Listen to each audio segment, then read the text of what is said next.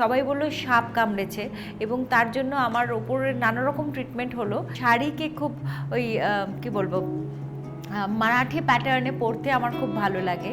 সব কিছুর মধ্যে একটা স্টাইল থাকা দরকার আছে।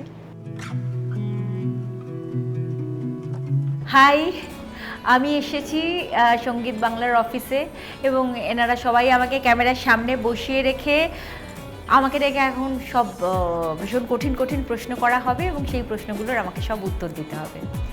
তো হোক প্রশ্ন, শুনি।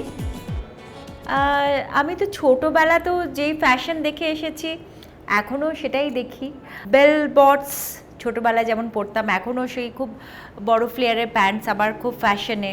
আরেকটা হচ্ছে যে শাড়িকে খুব ওই কি বলবো মারাঠি প্যাটার্নে পরতে আমার খুব ভালো লাগে এবং সেটা যদি স্টাইল হয় আমি সেটাতে খুব রাজি আছি। এবং যেটা আমরা অনেক সময় ডান্সের ক্ষেত্রেও ওইভাবে আমরা পরে থাকি, কিন্তু আমি বলছি যে আমরা যখন নর্মালি বেরোবো তখনও যদি পরি, নর্মালি বেরোবো না মানে কোনো ওকেশনালি যদি সেইভাবে ড্রেপ করি, একটা কোমরে সুন্দর বেল্ট পরলাম, সেটা খুব ভালো লাগবে।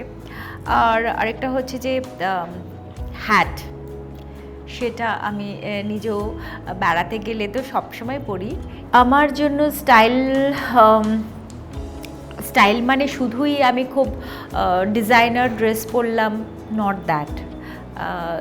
তোমার হেয়ার কাট থেকে শুরু করে নেলস, তোমার মেকআপ করা এবং কোন সময় কী ধরনের মেকআপ, সব মেকআপ তো সব সময়কার জন্য অ্যাপ্রোপ্রিয়েট নয়।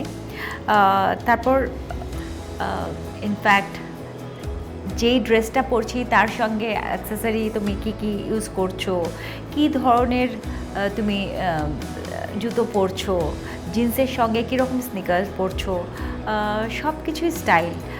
ইভেন তুমি কিভাবে কথা বলছো, কিভাবে বসছো, কিভাবে ড্রিঙ্কের গ্লাসটা তুমি ধরছো, সব কিছুর মধ্যে একটা স্টাইল থাকা দরকার আছে। আমার সব মনে আছে। আমার মোটামুটি 3 বছর 4 বছর থেকে আরম্ভ করে আমার সব মনে আছে। বরং রিসেন্ট পাস্টের অনেক কথা আমি ভুলে গেছি। মামা বাড়ি গিয়েছিলাম এবং এই গাছ সে গাছ ঘুরে ঘুরে বেড়াচ্ছি, খেলছি। হঠাৎ একটা হাতের মধ্যে খুব জোরে একটা মানে কেউ যেন কামড়ে দিল এরকম মনে হলো। আর আমি সঙ্গে সঙ্গে চিৎকার করতে করতে দৌড়ে যখন ঢুকলাম, আমি বললাম আমাকে হাতে কিছু কামড়েছে।